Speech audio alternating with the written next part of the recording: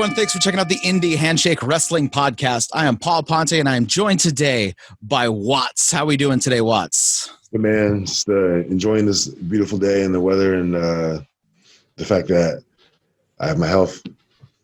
You know, everyone doesn't have that, you know. We do have the heritage champion of championship wrestling from Hollywood here. You've been involved with that promotion for a while. What's it like when you have like a consistent place that has television, that has a loyal fan base that you can go out to, and they know who you are? What's that like, especially when you're wrestling the indies and you're kind of a journeyman going back and forth? How great is it to have a place that you can kind of just say, this is like where I'm based out of? It's beautiful. And not just that, just the fact that I've been pretty much on TV consistently for most of my wrestling time, my career. So I feel like people can't say that they've been on TV consistently for over 10 years, you know?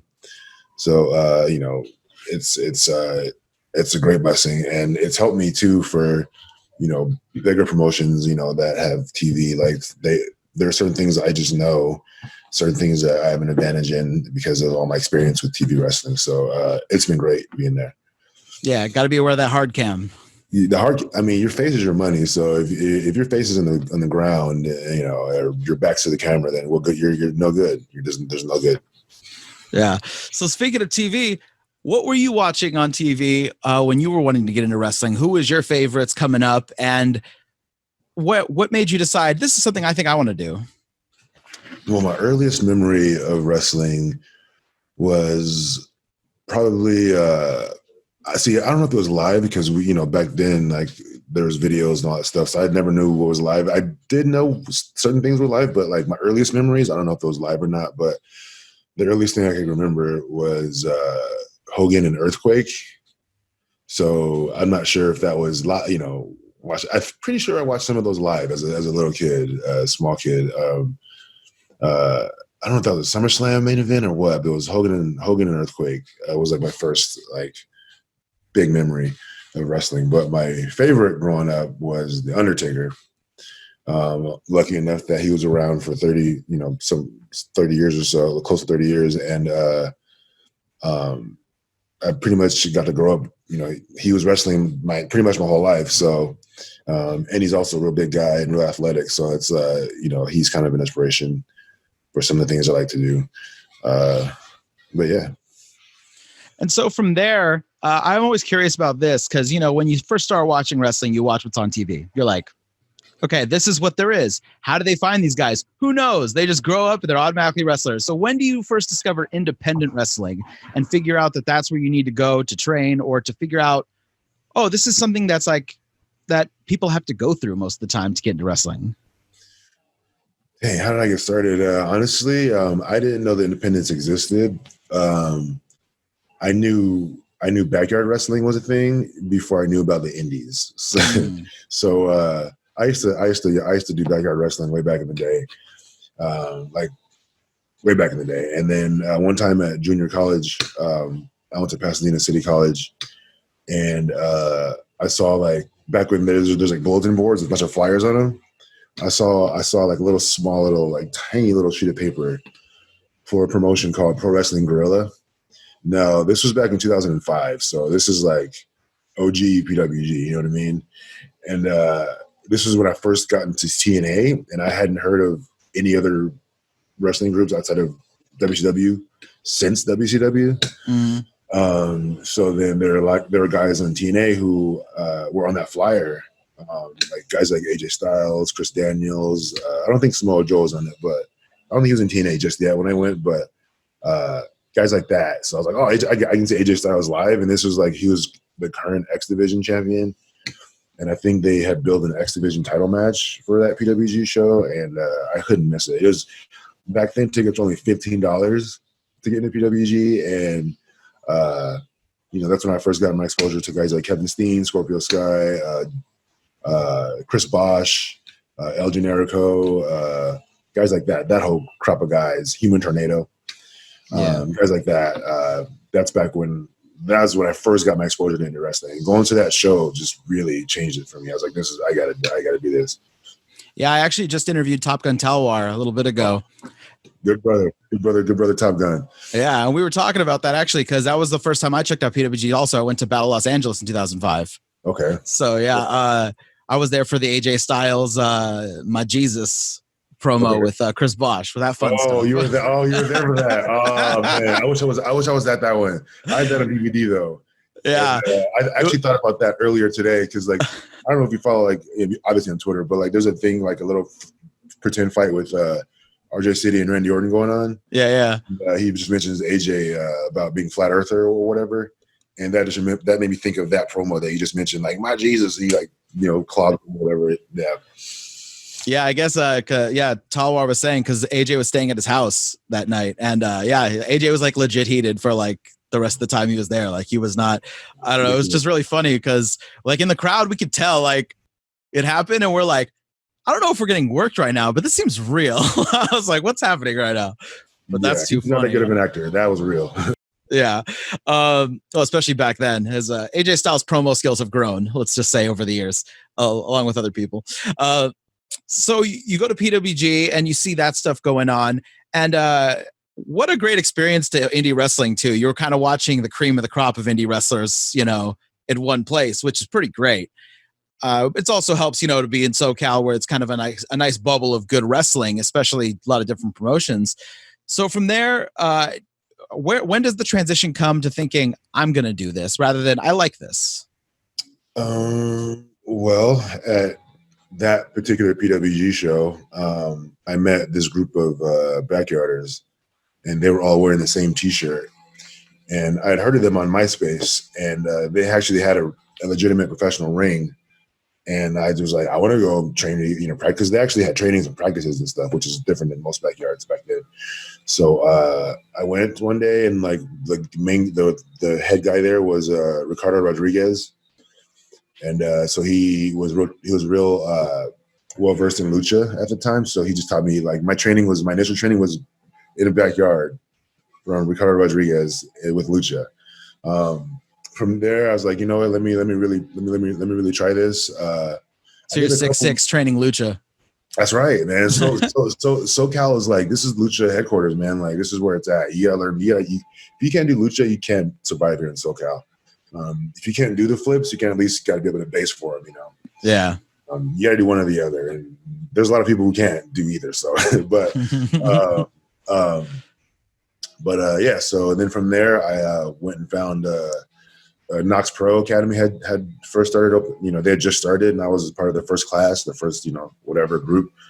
Rusev was in that group. Ricardo Rodriguez was there too.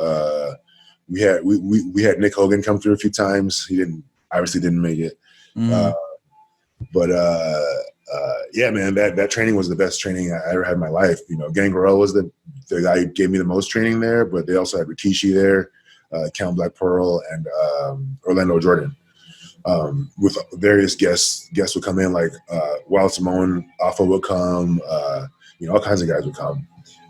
But yeah, so I had that pretty much for a year and a half, 3 times a week or so. I would do that, and then from there I was just off to the races and started working and getting books and bookings and doing my thing. Yeah. So I know it's been a while, and I know you talked about it to death, but we got to get into it at least a little bit. We got to talk about the Tough Enough. Sure. So when Tough Enough came out, it was pretty big. I remember seeing your season, and it's funny because I saw your season when it was on television, and then I saw you in the Indies like years later, and I totally didn't connect. Good. Like that you were on there. I was like, oh, this guy's got Darth Vader gear. That's dope. I love that. And then, but I never even thought about it. And then, so I thought, to prepare for this interview, I was like, I'll go back and watch some of the clips of Tough Enough. And I was like, because I don't think I saw that season. And then I started watching and I went, I did see this season. I remember this now. Yeah, it was. I remember it because of the 11 years girl. That's what triggered it in my memory. She was like, she's done it for 11 years. And it was like, she couldn't run the ropes. And yeah. So, you've already talked about Tough Enough on a lot of different podcasts. That's not a big thing, but I'm more interested in, how does the process start for that? Like, where do you hear like, there's going to be auditions or tryouts? What is their selective process? They put out there was a casting call for it.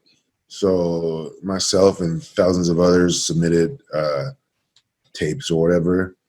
And then I guess, some people got, called and some people didn't. There are multiple rounds of like phone interviews and like callbacks and stuff. And like they wanted other footage of other stuff. For me, like I sent my initial video out about me talking about why I want to be a WWE superstar. And then, they saw it and then they asked for more like in-depth footage. So like I sent them like just a day in the life. So like it was a day, I think the one I sent into them was like for Hollywood, Championship Wrestling from Hollywood, just following me around, just seeing, getting ready, doing the match, whatever. My buddy filmed it all for me. It's actually pretty cool. I don't know where it is now, but whatever, it happened. And then from there, they wanted more footage. So we kept advancing. They wanted more footage. So they sent out a camera crew to my mom's apartment. And because they wanted to see like what my life actually looked like. I didn't live with her, but that was the closest thing to like my life, I guess, for that would be relevant to like the world. So they kind of got some footage of her, got some footage of my brother, my family, and that's kind of the story that they ended up telling was like my family. That was like my story. From there, we got invited to the big callbacks where there were like maybe 30 of us at the what hotel was it? The Hilton, I think. The Hilton near LAX, which is where like next to where those conventions were for those few years, like Wrestle Reunion or one of those things were there. And so we got called back and then we did auditions in front of like the who's who of WWE executives, like Laurinaitis, Kevin Dunn, all those guys were all in that freaking meeting, all in that audition. Executives from USA, Big John from the old Tough Enough seasons was there. Just everybody who could. This, the biggest pressure situation was that. And, we did our interview and I guess they liked they liked what they saw and put me on the show. And then, but I never got to go home. I had to stay there. Like once they chose you, you weren't allowed to leave. So I'm lucky that I'm from here. So like LAX or whatever, the hotel was only like a 45-minute drive for me. But everyone else was like, had to be flown in. So everyone else has been staying at that hotel for weeks, Oh, weeks. wow. And like blocked off from the rest of the world. Whereas I've been able to go home at night and do my life still and just go in there when whenever they need me for something. But, and then from there, they took our phones away. They threw us on a shuttle, took us to SmackDown. That was in San Diego that night, I think, to film some challenge or whatever, like digging through trash. I don't know. I forget what it was, but it was just some goofy shit they had us do. Part of the reality television part of it, where they're like, we have to have silly nonsense as well as, actually wrestling. Right. So we did that. And then from there, the next day we went to the mansion and, that's where all the magic happened. That's when Bill DeMott shows up and Trish Stratus. Yeah. Funny story though. When we were taking promo pictures, because they hadn't told us who the trainers were yet. When we were taking promo pictures before we went off to the mansion, actually they screwed up. They left a sheet of paper down with like photo schedules, and I was able to look and see who the trainers were on the sheet of paper that I wasn't supposed to see. Like somebody from production, it was all rolled up. Somebody from production probably just put it down for a second or whatever, and like forgot about it. But I was like, oh God, Bill DeMott, and like I saw Booker T and Trish Stratus. But I didn't tell anyone because I didn't want to ruin their shot. I didn't want to ruin the people's reaction, whatever. So and then the rest is history. The rest you saw on TV. Yeah, definitely. So when you go in there, were you already a fan of Tough Enough? Did you see the prior seasons? I had seen them all. Yeah, I've seen them. I mean, I couldn't tell you what happened in them other than like winners, but I do remember like Triple H being in there for one of the seasons, like I think the first season, and then I remember the season where two ladies won. Okay. And I remember like the Miz's like hybrid season where it's like traveling. It wasn't like filmed separately. It was like as part of the main roster show. And then, I mean, I watched it, but I wasn't like a huge follower of it, but I knew what it was. And never thought I'd be a Tough Enough guy, but here we are. Yeah.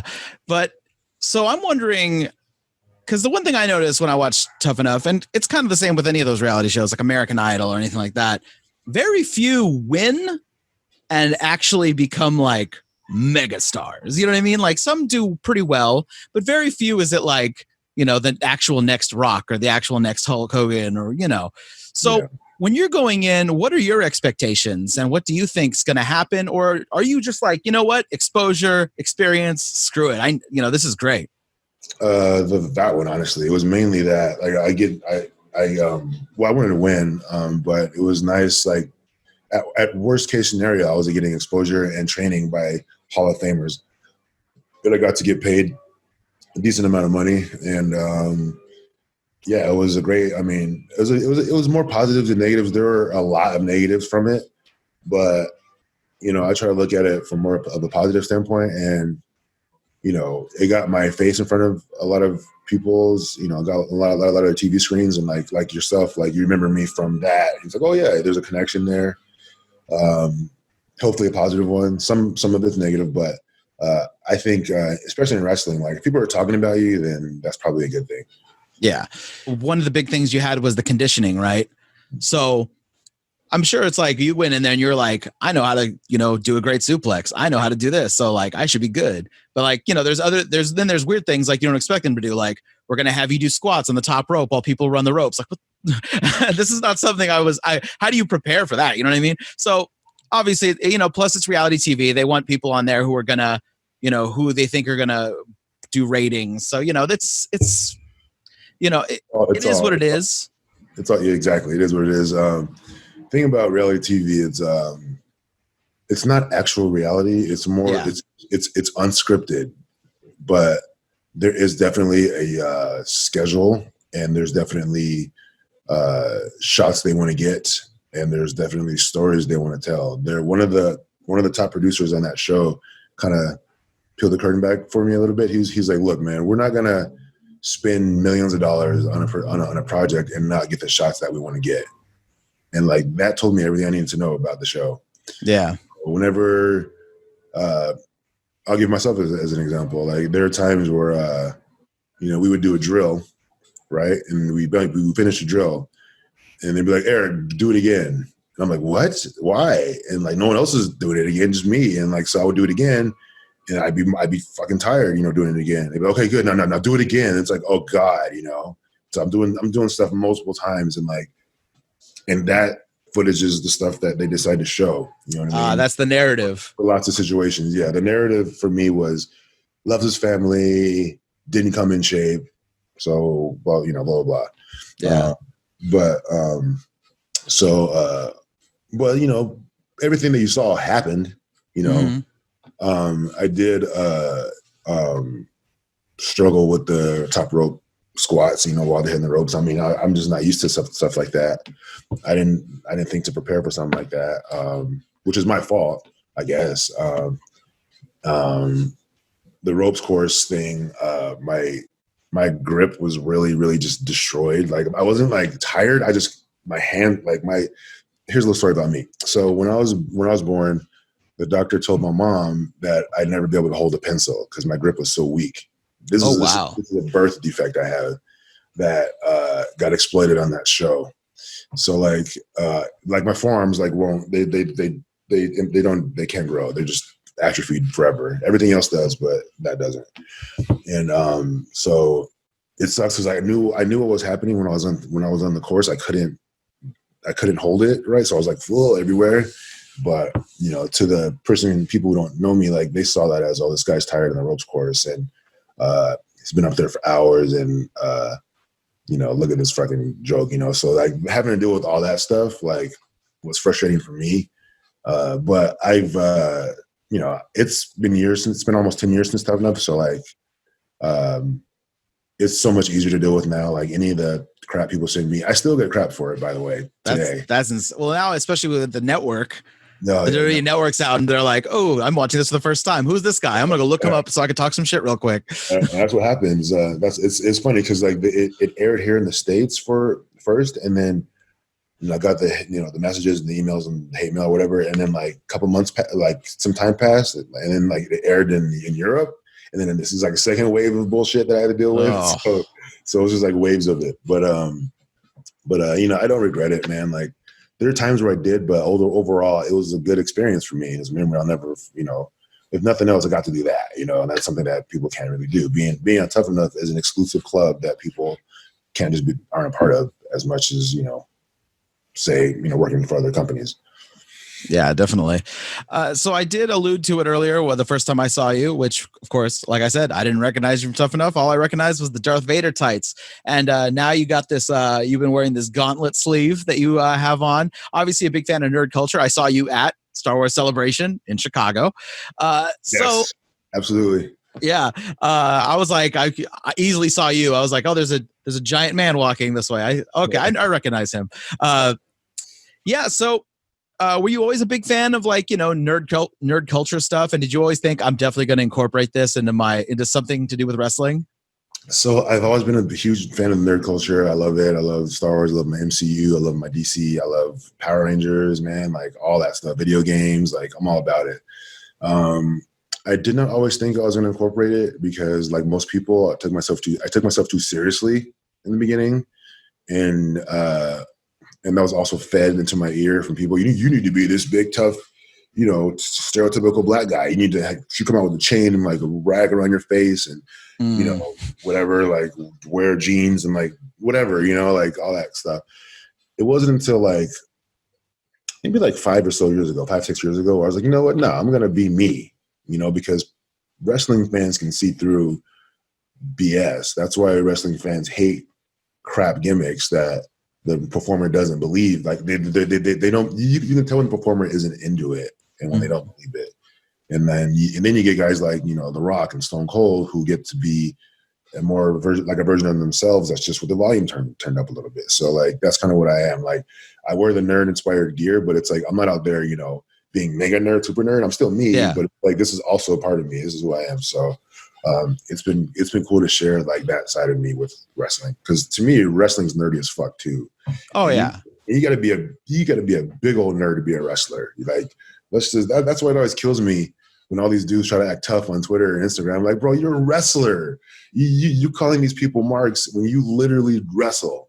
Like you're the biggest dweeb mark on the planet. You know what I mean? So it's like, you know, you like wrestling so much that you wrestle. Like, there's not a bigger mark, you know, than wrestlers. You know, so, but yeah. I was at the in Chicago. I recently went back to Chicago to go to the AEW pay-per-view there. No, tight. The last one that they had before, you know, all this shit hit the fan. And if you go to a live wrestling show and you go to say a Star Wars Celebration or Comic-Con, there's an overlap of similar looking people. So, you know, it is what it is. But yeah, the wrestlers taking themselves too seriously is always funny to me. You know, there's certain people that, you know, they still, you know, there's a certain line between like respecting the business, but taking it so seriously that you don't have any more fun in the business. And in that case, what's the point? Exactly. That's my whole thing. If you're not having fun with this stuff, why are you doing it? Like, what's the point? And if you're an actual tough guy, why not get into MMA or boxing? Like, go do a combat sport. You know, if you think you're a tough shit, go do that. You know, like you're here because you like to put on a show. You know, you like to entertain. You're not an actual tough guy. You're a wrestler. Like wrestling is, don't get me wrong, wrestling's hard. Wrestling's the hardest thing. Like this training, you know, training to be a wrestler is no joke. The bumps, you know, the injuries, no joke. But if you really want to be hard, go be a freaking tough man fighter, you know, if that's what you want to do. But that's why I laugh at guys who just take themselves too seriously. It's like, stop. This is fake. Stop it. Yeah. Yeah. There's a specific wrestler. He's I'm not gonna say who he is. I mentioned him on the Talwar episode. He recently came out against masks. He was very angry. He's also apparently very anti-vaxxer and all kinds of stuff. Very educated feet this man has, and he's known to be very serious. Yeah. Oh, you mean stupid ass? What's his name? Goddamn Loki. Yes. Oh, what a like that, man. Here's the thing, man. If he hadn't had such a bad reputation before all this stuff, then it wouldn't. Like, I would be more like understanding of what he's trying to say. but he said so much. He's been a bonehead for so much of his life, like his career, that it's like, oh, of course this idiot says this. You know what I mean?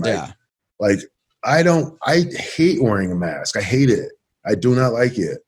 But I do it for the what if with the science, what if with scientists and the CDC, what if everything what they're saying is true? In case it is, why not wear a mask? You know, look at the rest of the planet. Look at New Zealand. Look at other countries, you know, other continents. Australia is doing, you know, they're doing way better than we are. They're bigger than us. It's like, it's like we don't have. There's no ground for these people to stand on. Like the evidence there, they're choosing not to accept it. So it drives me crazy when anybody speaks out against wearing a mask. Yeah, so that's one of the guys that whenever I saw him, I was always like, dude, obviously in the ring is very talented. Amazing. He's very entertaining when he's not purposely kicking people in the face for no freaking reason. But when it comes to like the sense of humor side of wrestling, that's not him. That's never going to be him, you know. So, hey, I guess to each his own, but I know what I prefer, and I'd prefer someone who's a little bit more of a person than a robot. Actual human. Yeah. So we talked a little bit about wrestling, and but I wanted to go into more about traveling to different places when it comes to wrestling. Wrestling takes you all over the place. Obviously, you have your basis in SoCal, but you know you get to kind of go everywhere. What do you find was the biggest difference when it comes to traveling to different states to wrestle, different crowds? Like, how do you adjust your ring psychology? What do you like notice when you travel to different places? So I haven't been out to the East Coast yet, but I've been to a lot of like Western states and like some more like I've been up to Oregon, been to New Mexico, Nevada. I wrestled in China too, but that's different. But I find that especially New Mexico, like it's like the more east you go, the more old school stuff you can do until you hit like the Midwest, and then you gotta almost like Texas. Once like Texas, you gotta start doing stuff again, and you travel and like then the Midwest, and you gotta start doing. It's like there are pockets of like work hard regions and like SoCal, LA, you know, California in general. That's like we work here, you know, we do stuff, you know. But then places like New Mexico, like I said, like I went there and didn't have to do a whole lot, and like the crowds were just all about the characters and the, you know, baby faces and then the heels and all that. But like here in SoCal, especially because we see lots of the same fans at the same shows, like you form relationships with them, you know, even if whether you want to or not. And like I'm lucky enough to where there's like we have dope fans here, so like they've all been super cool, you know, for the most part. And so it's like they don't really they become more supportive of you as you, not as you as a good guy or a bad guy. Obviously, they'll play along whether or not you need a shit, but you know, they're more just supportive of you as the person. But like other places, like they love the old school stuff, man. I love when I can get away with it because it's my favorite. Old school stuff is my favorite to do. Yeah. Well, I just interviewed Vinny Massaro, and he was like, he mentioned, he was like, oh, sometimes you'll just do a suplex and the crowd will pop, and you're like, oh, I'm gonna be able to have an easy night tonight. Yeah. You're like, such a good feeling. Such a good feeling when that happens. Like you get in there and like, you know, what I like to do is I like to go to new places and like give like a few poses before the match just to see how they are reacting to me. And like if they're quiet, which would not be understandable because they wouldn't know me yet. But if they're quiet, then I'm like, oh man, I just know I gotta do more.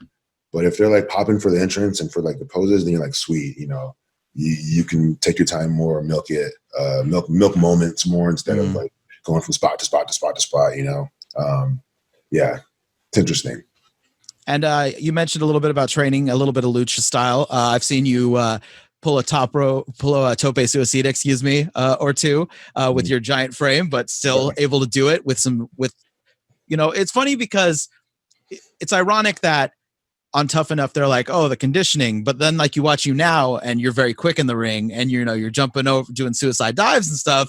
And it's kind of like, wow, what a difference, you know, a decade makes, right? Yeah.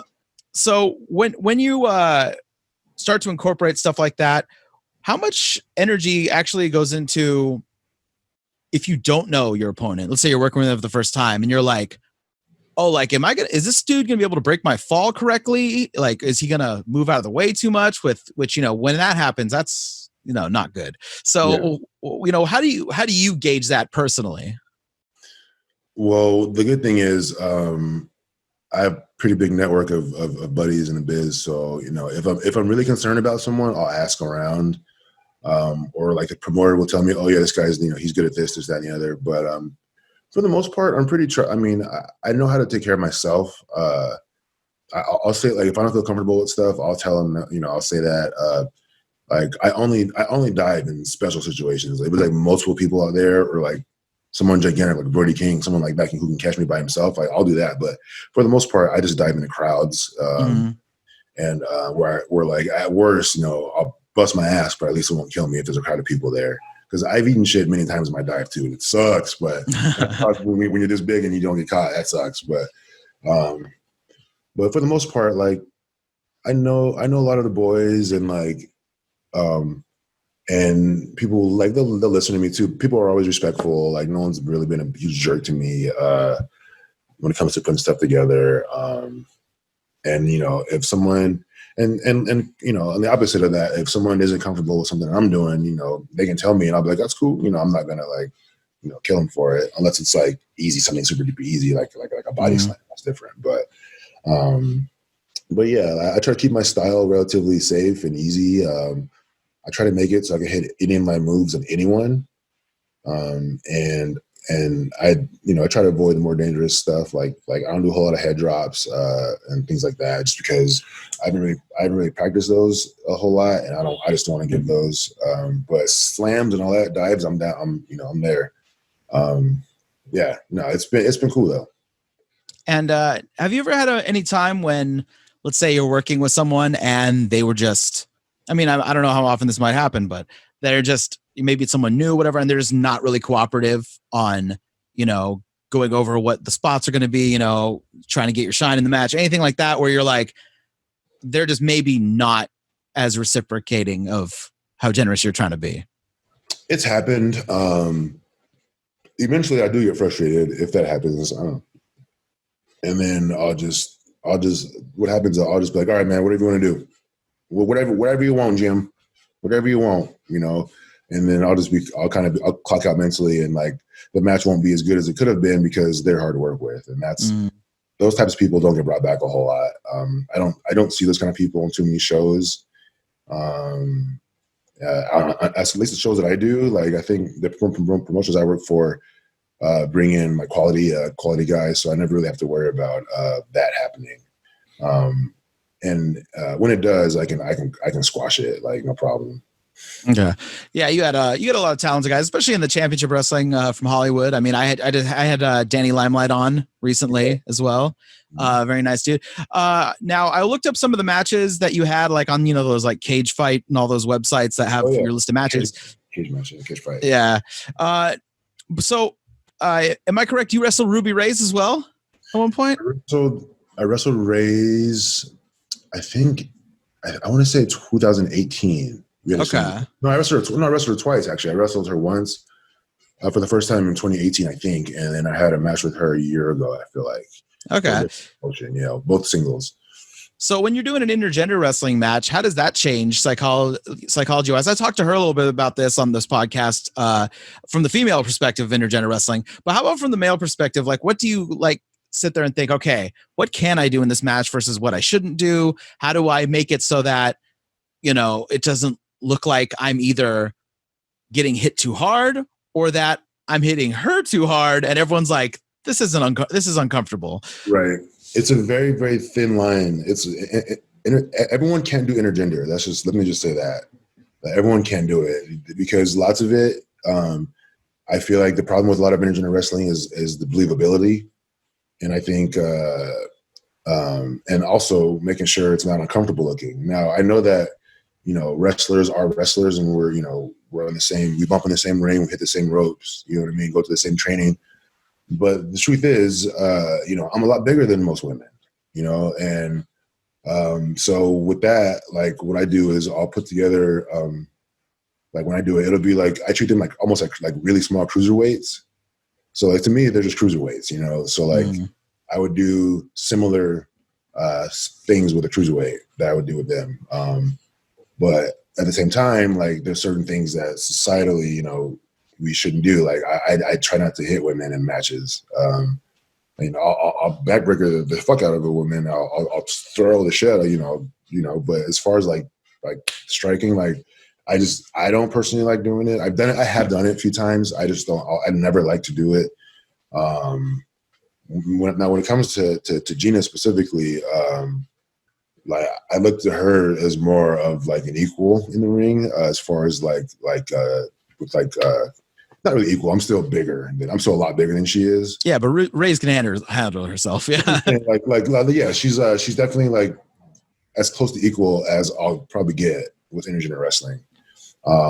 So like, it was no problem. Like, she's giving me like power bombs and like Germans and like suplex, whatever it is, and we try to avoid striking still, just because that's just how we were raised. And I don't like, I never want to lay a finger, on a woman, but her, I chopped her up a few times because I feel like it was fine. I feel like people wouldn't cringe at that. I felt like people would be cool with it, and they were, because they looked at her as, we kind of put her over as like a force in the ring. So me hitting her, people forget that she's, a woman, in that sense, obviously she's a woman when you look at her, but I mean, like when it comes to like being a competitor, like because we build her a certain way, it's fine for, she and I to like bop each other back and forth, but yeah.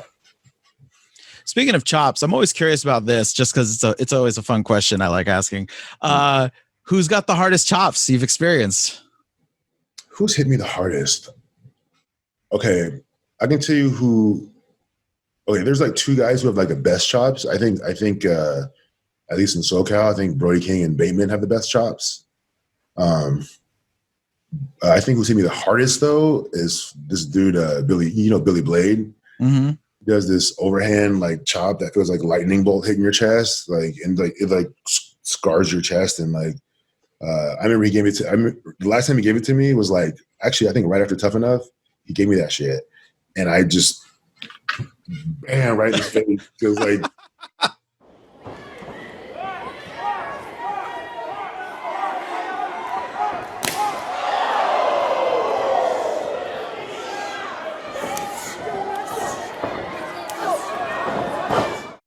Because he hit me like you don't gotta hit me that hard. he hit me with all of his like he stepped into it like all of his might. I'm like, bro, you could have gotten the same sound with half that force, bro. Like, but he just like palmed all my shit. But I say he probably has the hardest one, but not for a good reason. The best are probably Brody and Bateman. Those are probably the two best. I remember one time when I was doing pro wrestling training at Pro Wrestling Iron, we were like had to like practice chops on each other at one point, and one guy, when he got me in the middle of the chest, like on the sternum, and I was like, what was that, bro? I was like, what are you doing? Yeah, that's not a fun feeling. You don't want that, like the sternum, and like as long as your palm doesn't go in the sternum, it's all good. Like if you hit, this is cool, but like that, like that's what he got me. It was like, like it thumped. It didn't even slap. Just like, I was like, it probably knocked the wind out of you too. That sounds awful. Yeah, that was no fun. No. Have you worked with anyone who was, speaking of getting stiff, someone who was too stiff in the ring, and you had to, besides that time, maybe you had to be like, hey man, like calm down, like there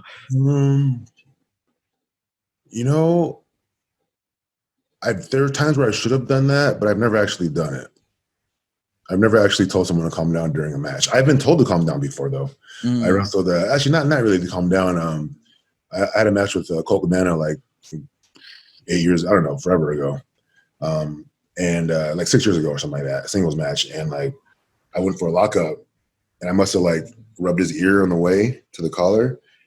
And he was like, Jesus, lighten up. And that was like the very first thing in the match that we did. Oh, wow. I was like, God damn, here we go, man. But his rest of the match was fine. I apologize, said sorry or whatever. But yeah, that's really the only time that I've been told to calm down. I don't know. I lay it in, and I expect to get it laid into me too. So That to me, that's wrestling is smacking the shit out of each other and making a good sound. Especially on the independent level where the crowd's right there, like they need that thud, you know. So yeah, I mean, I haven't had too much of a problem with that over the years. Yeah, well, you know, it is part and parcel of the business. I guess the only problem comes when the other person doesn't realize that that's the case, right? And they're like, "Well, what's happening right now?" Right. You said you haven't traveled that much, but then you dropped China in there out of nowhere. So I gotta ask about that. What was that like wrestling in China? China's a whole nother world, man. Like obviously the language barrier and all that. I just went there a few months, like a couple months before the whole COVID thing happened. Okay, do you know? Yeah, it's not like going to like a European country. It's an Asian country and it's completely different. You are definitely like, you immediately like, you are not from there. They know you're not from there and they act like you're not from there. They will stare at you and like follow you from a distance and record you with their phone and take pictures. And yeah, but it was a lot of fun though. Like that we did a show, it's 2 years ago now. And it was to make part of what would happen was the United champion, the titles, we made them world championships on that trip because we defended them on Chinese soil. It was a blast, man. They treated us like we were freaking rock stars. Like right when we got off the plane, they had like a gigantic like banner, you know, welcoming us in the airport. And there's like tons of photographers, like some stuff you see out of a movie, you know, and like we got shuttled into like a caravan of like limos, like a blockade of limousines, and got in there, like shuttled away to the hotel. You know, pictures.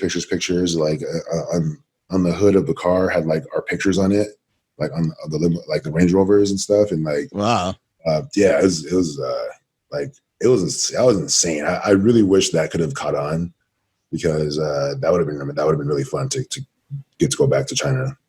And what were the crowds like there? Did you work with anyone from there, or did you just work with the guys from back here? Oh, we brought the show there. It was myself and Alex Chamberlain versus Reno Scum.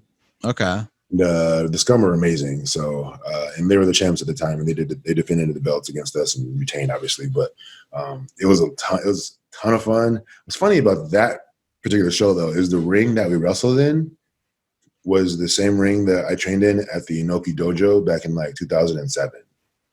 So like that exact, like they brought the ring from LA to China. So it was because the reason why I know that because Simon Inoki, he used to be the VP of New Japan, I think, or something or president of New Japan back in the day. That ring was for the Inoki Dojo, and that's why I trained there for a little bit before I got Nox Pro. But yeah, he said the ring that's the same one I bumped in LA is the one I'm bumping in China. Like what? What a weird like full circle so weird. Of your indie career so far. You're like, it's like blowing my mind right now. So weird, yeah, it was ridiculous. And what were the crowds there like? So it was a 10,000 seat arena, I believe, and there's about 6,000 people there, 5,000 to 6,000 people there. It was a good sized crowd, especially at the time. Like China didn't know shit about wrestling. So we were like almost like teaching them how to be wrestling fans in a way. Yeah, it was a fun time. Like it was interesting. Like their reactions to things are a lot different than here. It's like a mixture of like the Japanese style, like Pro Wrestling Noah. Like those fans are silent until something big. Then like whoa, you know, kind of like that. Yeah. The Chinese fans that we had were similar to that, but there was more pockets of people who would cheer. You know, they're very more pockets. So it's like it's a little smarky, I guess, for lack of a better word, but also very much like the Japanese crowds. Just respect, a lot of respect, and but they definitely made noise. It was cool. Yeah, it was cool. And any interesting stories involving, you know, you're traveling with a bunch of wrestlers for, you know, I when I talked to Top Gun about this, I mentioned that wrestling is especially for wrestlers, it's kind of like a second childhood. Like you got a bunch of guys, you're all hanging out. It's almost like sleepover camp. You're, you know, especially if you travel someplace. Any good stories involving, you know, maybe some of the culture shock or the way some of the guys handled it? China, yeah. Luster the Legend did not want to leave the hotel. He did not want to leave. He's not down. Like we had to drag him by his freaking ears to leave the hotel. It was me, Thornstowe, who else is Heather Monroe was in that group, and who's it? Nick Bonanno, senior official for Hollywood. Yeah, we were kind of the crew that would go do stuff, and he didn't want to do it, so we had to drag him out. And it was great because like we didn't speak any English any Chinese, and the cabbies didn't speak any English. So not at all. The town that we were in wasn't even like a town that people visit. It was like a port town. What was the name of the town? Wenzhou. Wenzhou. Okay. Yeah, there's no American. There's no English anywhere. Like that place is not for Americans to visit. But so it was interesting, like getting cab rides into the city, and just like the way we would do it, like I would pull up my phone and be like, here, and he'd be like, okay, and then he'd take us there, but it'd be like 30-minute drive, and then here to go back, and they would take us back, So that kind of thing was fun.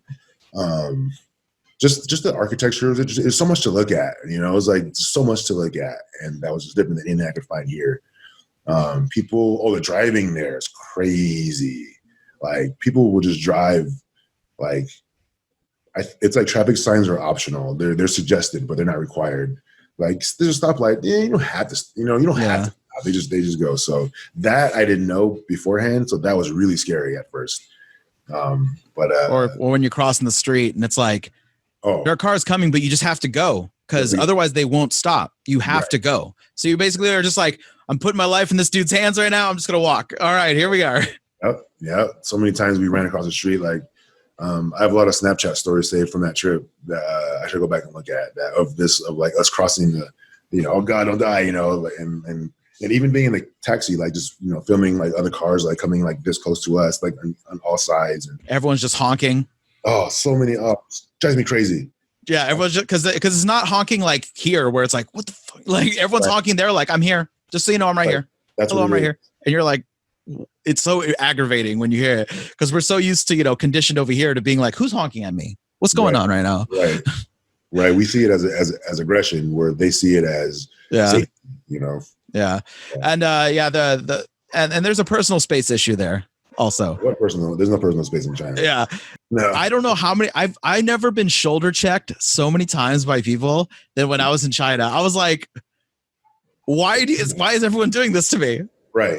Yeah, it's not because they're rude. I thought it was rudeness, but they're not rude. That's just their culture. There's so many people there that they don't really have time for like traditional Western politeness. They need to get. There's so many. They have to keep moving there. They have to.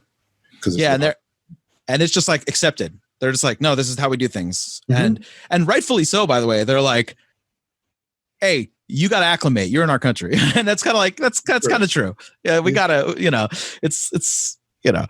It's one of those things. But yeah, I went speaking of the cab thing, I did the same thing because we were trying to go to Shanghai Disneyland, and we were like, oh, we want to go here, and he's like, what? And he's because it's all in English, and he's like, and we're like, Disneyland. He's all Disney. We're like, yeah, and he's like, we're like, oh, okay. So that's all we had to say, I guess. Yeah, perfect. It's good though. I mean, everyone knows Disney. That's a universal word in all languages. Yeah.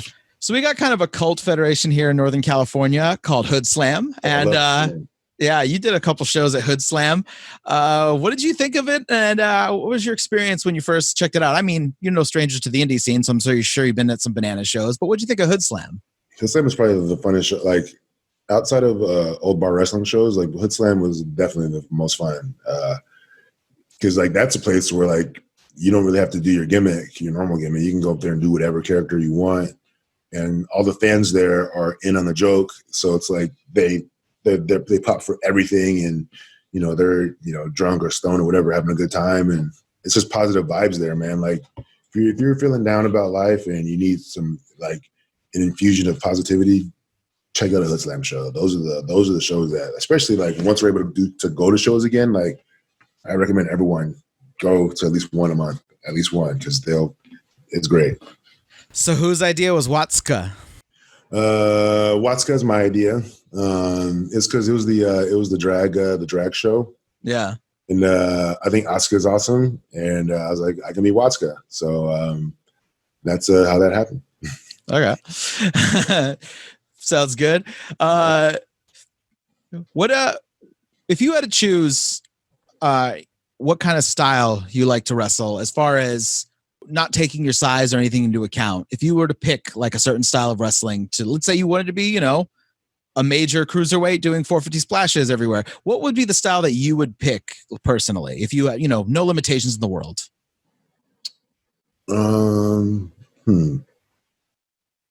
Honestly, like, it would be cool to be able to like springboard more consistently.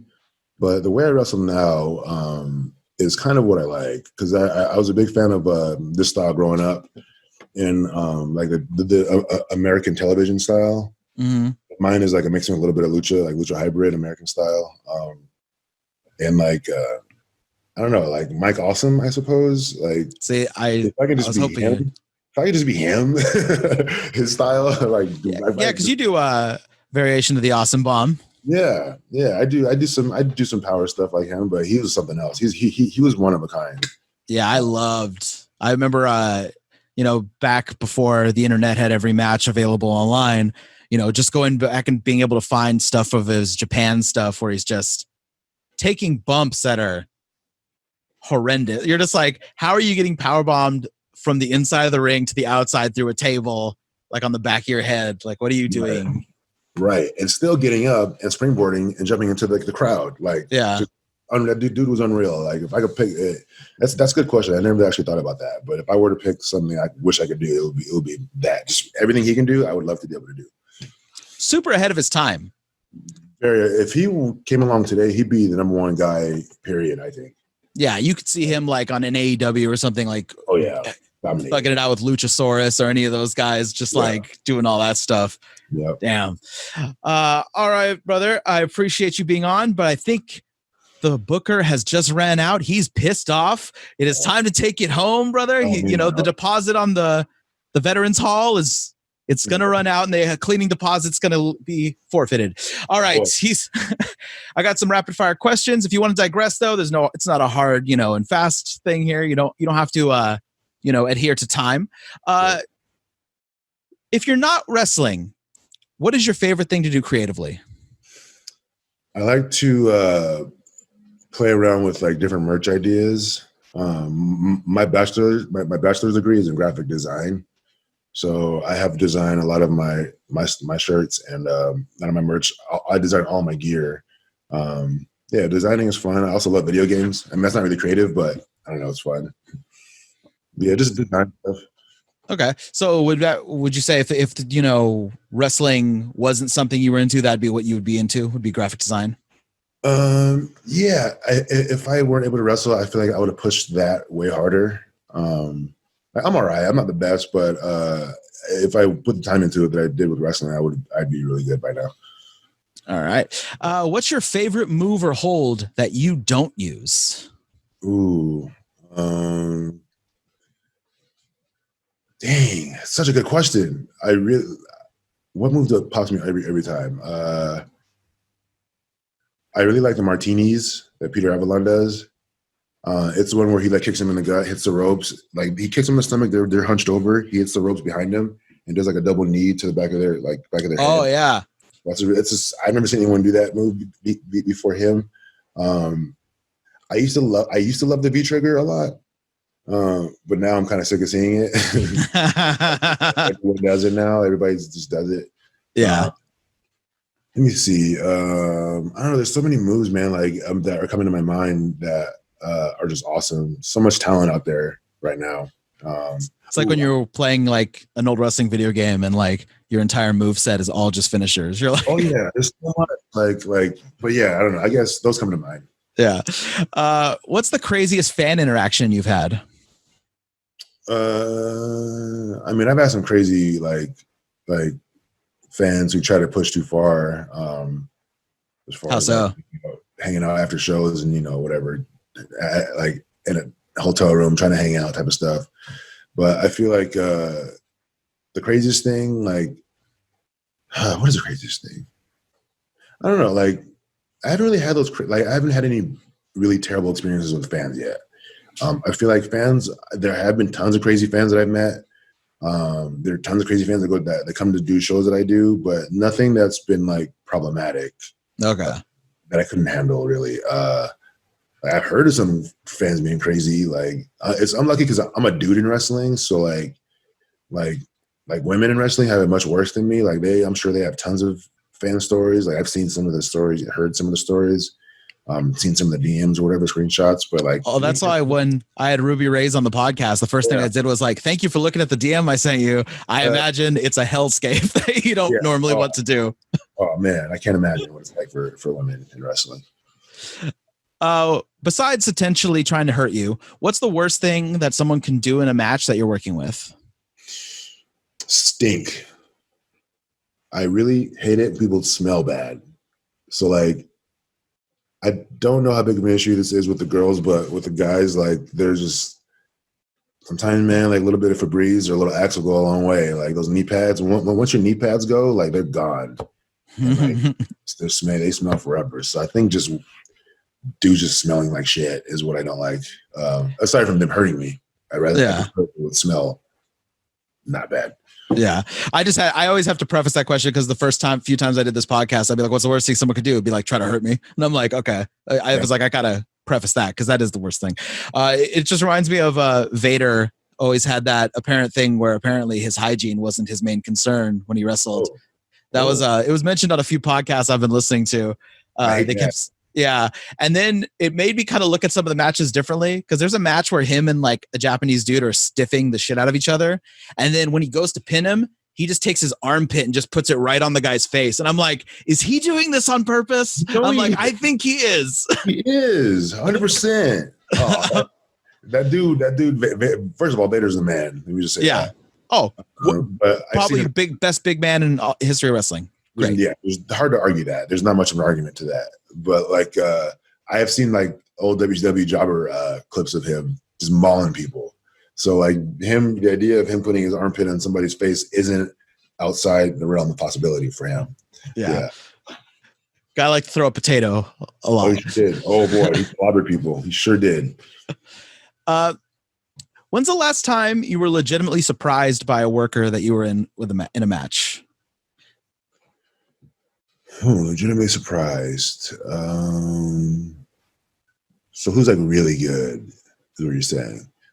I wasn't surprised by it because I know like he's really good, but working with Rocky Romero, like he's so good. He's so good.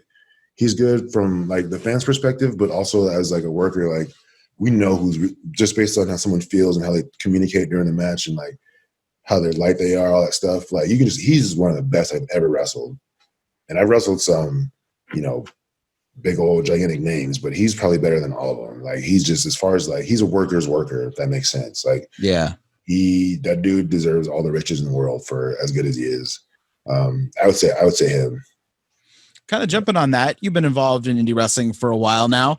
What are some guys that you saw that you thought, damn, this dude, any minute now, he's going to quote unquote make it. He's going to get called up to either, WWE or Impact or someone like that, TNA at the time, I guess.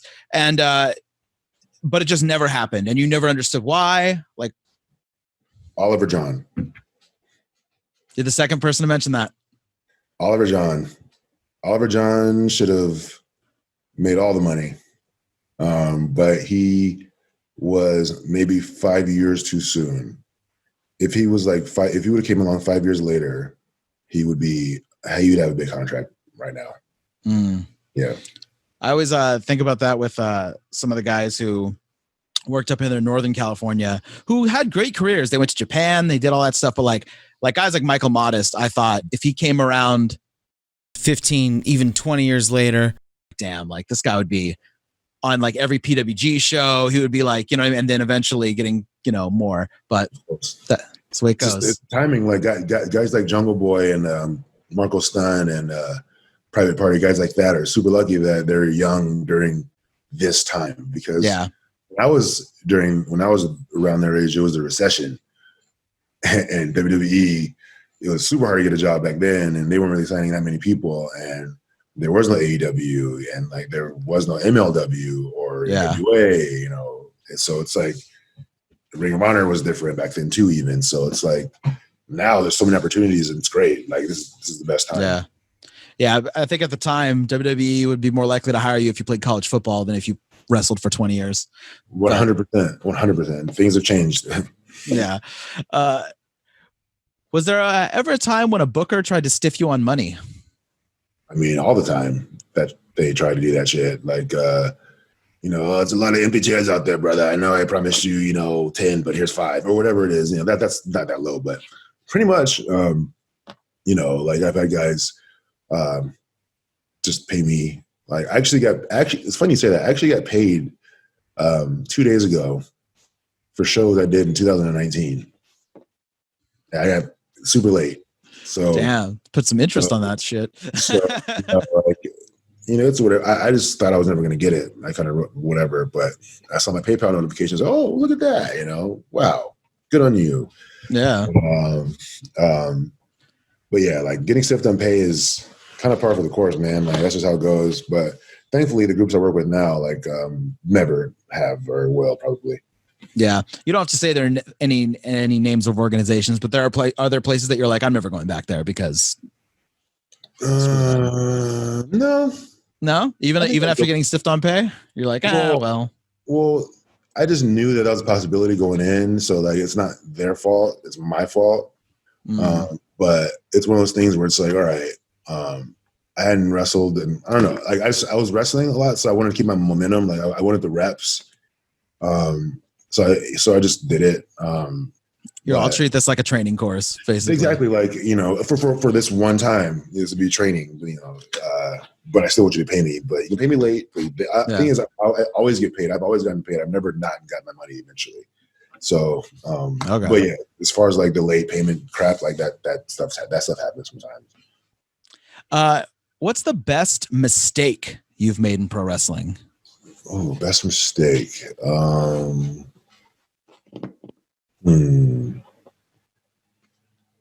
Maybe I don't know. Some would say Tough Enough, but I think the best mistake. I don't know. Like, what's a good thing that I didn't mean to happen? I guess one time I got boots made. Like this was like 8 years ago or so. I got boots made. I ordered boots, and but I didn't tell my girlfriend at the time that I did, and just got them, whatever. And then, but she like took measurements of me, like in secret. She was like, "Oh, I'm measuring you because I want to see about a costume or some sort of, I don't know." She made us some bullshit lie, and turns out she was measuring me for boots and for wrestling boots, but she didn't know that I got my own. So mine came, and they're horrible. They didn't fit, like they just didn't work. But the ones that she got came and they were perfect. So it's like me ordering, like my boots were a mistake, but like it worked out for me in the end because she got me those. Yeah, there you go. Yeah. What's the hardest you've laughed at an indie show? Oh boy. I think I don't know. I can't think of one time, but because I laugh a lot at indie shows, but I think like whenever like someone who thinks they're hot shit like fucks up in a match, like that stuff's always funny to me. When someone like comes in like kind of big leaguing people and like not really being friendly and then acting like they know it all and they like slip on the rope or they like, you know, forget a spot or something. That stuff's funny as hell to me. It's like, look at this guy, you know? Yeah. Are you more likely to break during a match or try to make someone break during a match? I've broken a few times, but I don't really try to make people break. I mean, like, yeah, I don't really try to just because I don't want to take them out of their zone. I think if they break their concentration, then they might not be as safe as they were before that, or they might take them out of their rhythm. I don't know. I try to stick to the script, for lack of a better word, script. For the most part, but you know, I love to ad lib. I love to mess around, but I don't try to break people just because I don't want them to lose their train of thought. Yeah, I imagine that must be harder in the beginning when you're trying to like play like a serious, super like tough guy. And then like, you know, if somebody makes like a random inside joke, you're like, Yep, that's me. I'm that. Yeah. That's my reaction. Yeah. You've been to a lot of shows, seen a lot of stuff. What's the worst gimmick you've seen? What is the worst gimmick I've seen? Oh, my buddy, my buddy Jarrell Marcus Riot, Jarrell Diaz. He had this freaking like lion gimmick that lovely guy, but that mask was so bad that I couldn't stop laughing at it whenever he would wrestle in it. And what made it more funny is that he like really like liked it, and like no one had the heart to tell him that it was awful. That gimmick comes to mind. Yeah, I mean the indies nowadays, like there's not a whole lot of gimmick happening. Yeah, I mean you have guys like Warhorse and Danhausen and guys like that, but outside of those, you don't get too many gimmick characters, so it's hard to really pinpoint a bad gimmick right now. But what's the most overused thing right now? I'll give an example from when I was working camera for indie wrestling in the early 2000s. Everyone loved Raven, so for some reason, everyone wore a cutoff T-shirt and jean shorts to the ring. Everyone. It was bananas. After the Shield debuted, all of a sudden everyone had vests. And I was like, why does everyone have a vest? What would you say now is just the most overused? Like, come on, guys. Like everyone, why are you all doing this? Probably the Destroyer. The Destroyer's gone to the point now where it doesn't even get that big of a pop when you see it in a match. Like I mean, I know we're in quarantine and everything now, but like before all this, like you'd see like somebody bust out a Destroyer in an indie show and it would get the same pop as a power slam, like a running power slam, you know, or even less of a pop than that. Like running power slams get bigger pops now than Destroyers do. Like the Orton's Mojo style. Those get more of a pop than a Destroyers. I think if I never saw another Destroyer again, I'd be happy. And it's like, it sucks too, because like now, like the boys are having to like do crazier and crazier ones just to get a pop. Like, Nick, I think, gave Phoenix a Destroyer off of like to the outside on the group of people. Phoenix gave Matt a Destroyer to the outside, and I was like, that was crazy to see. But it's like, damn, that's what it's come to though. Like that move has been done so many times that that's what you got to do now to get a pop, to get a rise. I would say that that's probably the biggest one for me. Okay, and you mentioned a little bit wrestling, quote unquote names, bigger guys. Any former WWF, WWE, WCW, ECW, any guys that you wrestled, not necessarily against you, but were on the same show as you, that thought they were bigger than the show, acted like they were bigger than the show? I mean, this isn't really a surprise, but I feel like Big Papa Pump is kind of like that. I mean, but I don't blame him. I wasn't mad at him for it. I'm like, yeah, I mean, you are. I mean, you're Scott Steiner. I get it. Yeah. He wasn't really rude. He just kind of kept to himself, and had his own private area, like separate from everybody. This was actually during the year ago. I worked Impact show a year ago. It was me and Chris Bay versus PP Ray, and Steiner was on the roster at that time, and he kind of just like big league the fuck out of everybody. And you know what? All good. You're Scott Steiner. You're whatever, you've done some things. He wasn't, like I said, he wasn't disrespectful about it, but yeah, he definitely was like, everyone stay over there and I'll stay over here type of thing. Yeah. I like Chris Bay. Cool dude. Yeah. Very nice guy. He's doing well right now too.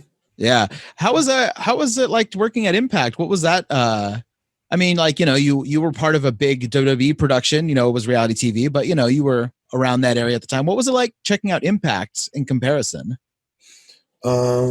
Yeah, I mean, I've done extra work for WWE also. I did it for Lucha Underground, but Impact was Impact is different now. They run differently now. They kind of partner with different promotions. Well, at least they did. So they partner with Hollywood for this one, for this like loop of shows. I don't know. Everyone seemed real cool. The roster was real friendly. Yeah, people were really, really nice, and they were helpful with like advice and things like that. Yeah, I mean, it's more of a chilled vibe too. I think because it's not live, or maybe it was. I don't know. I don't think it was live. Or no, it was live actually. I don't know. The vibe was just different. You know what I mean? Like because everyone there like either like is like has not really big didn't have a big WWE run, so they're kind of indie guys who got signed to Impact type of thing. So like they kind of had more appreciation for where they are, where they were. Yeah, I don't know. Everyone's just cooler. I don't know. And what was the extra stuff you did for WWE? So okay, I've done a lot, but I did a segment a couple years ago where it was myself and Bateman and Pinky, and we were like Daniel Bryan's like security, and I had to handcuff Kevin Owens to the ring rope. Funny story about that is actually before we went out there, I fucking messed up and like I cuffed the cuffs together, or I cuffed one of them together. I was like, oh God, and we were on Next live, and I cuffed them together, and I would have botched the whole thing. So I go up to Brian, Daniel Bryan, and hey, bro, do you have the key? Man, I kind of did a thing. He was real cool. He laughed about it, gave him the key, unlocked it, and then right when he unlocked it, and then his music hit, I had to give him the key back, and then we had to go out there and do the thing with Kevin. Oh wow! So that was pretty funny. But I've also done I don't know. I was a No Way Jose conga person. I was part of like the Braun Strowman Tyson Fury bit. Tyson Fury actually punched me in the face. That sucked.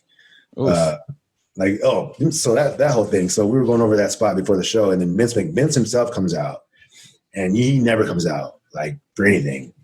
And he came out. Is this the first time you saw him in person? Not the first time, but the first time working with him on a segment directly though. Okay.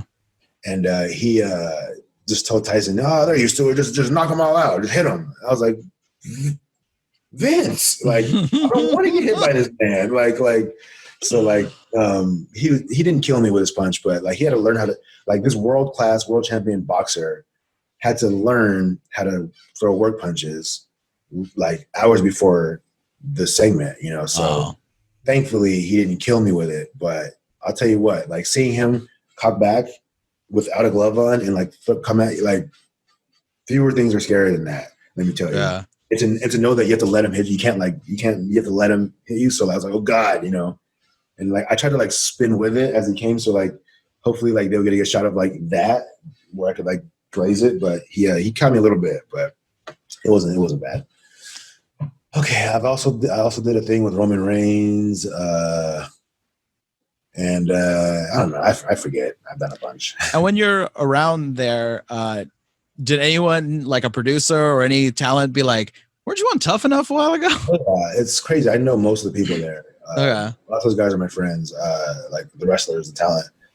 So at this point, who hits you up for, when it's time to, if they need some guys? Like, do you get it for yourself or? Oh, sorry. Brian Kendrick hits me up. Okay, there you go. Yeah, he's been great. He's been awesome. That dude has done a lot for me. But yeah, he's the main one that is like my connect. Okay. Yeah. And like I'm always more interested in the weird minutia of things. So like, what like how early do you get there? Like what's that whole situation like? And from basically everything I've always heard, how great is the catering? So call time is usually 11 a.m. for extras, and they get you then. You kind of you check in with talent relations, and then they show you where catering is, and then they show you where your closet is that you're gonna dress in. So extras always get the shaft when it comes to dressing rooms at WWE. Most of our days most of our day is spent in the small room or sitting at catering whenever it's not busy. If it's busy at catering, the respectful thing to do is to kind of make way for the people who work there. But for the most part, there's a spot for us to chill for the whole show, and at catering they'll come and get us as they need us or whatever, rehearsals or segments or whatever it is. But the food is great. I mean, to be honest, these last few times haven't been my favorite, to be completely honest. Standards are slipping at the E. Okay. I feel like quality's down a little bit. Quality's been down the last year or two. Dang. But it's still better than anything I want to cook. It's still made food. The catering there is, I'm sure, better than anywhere else you can find. Last couple of years though, it's been a little slipping a little bit. Any funny pranks or embarrassing stories from your time on the Indies? I don't. So I like pranks. I don't do like big ones because like I don't want to like I don't know. I don't want a confrontation with people. But sometimes I'll hide people's like entrance gear or like belt. Like let's say someone's a champion, they're looking for their belt. Like I can tell those who really care about being champions like a whole lot, and like it's fun to fuck with them, like hide their belts, and then have them seen them freak out about it for the whole show, or like hide their like a boot or something. I'm more of I hide stuff. That's what I do, and then I hide stuff, and then I blame other people. Like, oh no, he did it. I saw him do it. That kind of thing. But yeah, nothing, harmless stuff like that. Nothing crazy. I always love hiding stuff in plain sight. Always like putting up like up high somewhere. Yeah, or it's like yeah. You're like what? It's right there. Yeah, you can't see or what? Yeah, exactly. Oh, what's the worst injury you've gotten working? Oh, injuries, man. Okay, so I spent the first like 10 or so years relatively injury free. I've had nagging things here and there, but New Year's Eve 2018 tore my pec, my bicep, and my deltoid or my front delt at the same time. It just popped. And then, so that's been like a long, you can see my pec is still kind of messed up from it. Oh, wow. Yeah. Compared to this one, it's like normal. And then you have like that. But, I still need to get it reattached still. I just haven't, it doesn't hurt. I just leave it, whatever. Wrestler's life, how it goes. And then, earlier this year, I separated my shoulder also on the left side. Sorry, that was this year. I think that was either this year or late last year. I think it was this year. But I separated my shoulder, and then a month or so after that, I tore ligaments on my foot, also on the left side. So the left side of my body is just like, if this were a video game, it'd be like orange. Like the left side is like just orange, and my right side is green. So it's been a rough past couple of years for injuries, but I think that has a lot to do with lots of it's freak accident stuff. But lots of that to do with kind of the style, like my evolved kind of style, like more, just more aggressive, more, just more stuff happens in my matches now than what used to. So, yeah, you did the snap on that side. Yeah, like Hulk and. That's what that explains it, Yeah. All right. I call this the touchy-feely question of the segment. It's the last question you're going to get.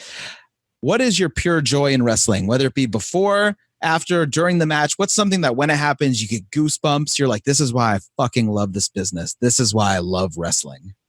I love when an idea that I have gets received well by the crowd. So like, even if it's not me involved, even if it's like let's say somebody comes to me for their match and they like ask me what to do, I'm like, they tell them, and then like the crowd that eats that shit up, I love that. Like that tells me that like I'm in the right business, I'm doing the right thing. I also love like hanging out with the boys in the back. Like sometimes like that's better than the actual match, like hanging out with the homies, because that's like my social life is wrestling also. So like, cracking open a beer with Ray, after a show was cool, or hanging out with like Andy or whoever else, Cody, after the show is fun. I mean, I like the brotherhood aspect of it, but as far as like that feeling, that powerful feeling, I love when my ideas get over with the crowd. Can you think of an example, like a time you thought of some spots or something that when it happened, you were like, yes? Yeah. We did a segment with BTE at bar wrestling, and I feel dirty saying that word, but that's where it was, at bar wrestling. And I mean, let me just make this clear. Like, I'm very proud of my work at bar wrestling. Like, I had my best matches that I've ever had are there, and that place did a lot for me. So I'll always be appreciative of bar wrestling. But with that being said, there's a segment where like it was me and the Rockness Monsters against SCU, and the match broke down or whatever. And then at one point, Brandy came out and like speared my partners, like Yuma. I remember this. Yeah, I saw this. So I got in her face about it, and then fucking the Young Bucks came out, full entrance. Like I have her in the corner. I'm about, like my fist is cocked back, about to punch her. And then the Young Bucks, make their regular ass entrance. And like, but to me, like, they're not there, but it's like super loud, crowd's popping. It was a big surprise. Nobody knew they were going to be there. So everyone's going crazy. Me and Brandy are in our own world. You know what I mean? So like the Bucks are popping. Everyone's like, hey, you don't see it behind you, don't hear that, you know? And like the idea of like me being oblivious to everything was my idea. And like that got over really big. And like when they finally turned around and gave me that super kick, like massive pop. So like that to me was like, I can remember that the most recent time of that happening is that probably. Yeah, I remember seeing that. Now that you mentioned it, I completely forgot about that until you started talking about it. That was that crowd went nuts. Nuts, dude. That was hard for me nuts because like I was like, oh man, they're gonna, like, I knew they're gonna lose their shit. And then the music hit and they sure enough, they lost it. Yeah. And it's with all the, we don't need to really go into it, but there's, the whole thing with bar wrestling. It just sucks that if there is no more bar wrestling, that like that's one less place for wrestlers to be able to get work. That's a big bummer. That's true. I mean, just because, I talk sometimes when I talk to some guys from SoCal, a lot of them say like it's really tough to get on like PWG these days, and so they like appreciated another wrestling venue that they could go to. But hopefully it comes back as something new with different people running it, and things can happen. Yeah, we are. Me and a couple of guys have already like made contact with some venues, and we're moving that train along because we need to like we will definitely fill that void. Yeah, that's good to hear. We're working on that. Yeah, so we are working on that. All right, and with that, please plug social media, anything you want people to follow you on, so they can look forward to any matches you have. Maybe there'll be closed door matches, but hopefully soon-ish they can be matches with crowds. Yeah, my Twitter as well as my Twitch are both at Darth Watts. And my Instagram is Eric Watts LA. So that's how you can find me. Give me a follow. Let's chat it up. Awesome. All right. Thank you very much, sir. I appreciate it. Sure, bro. Take it easy.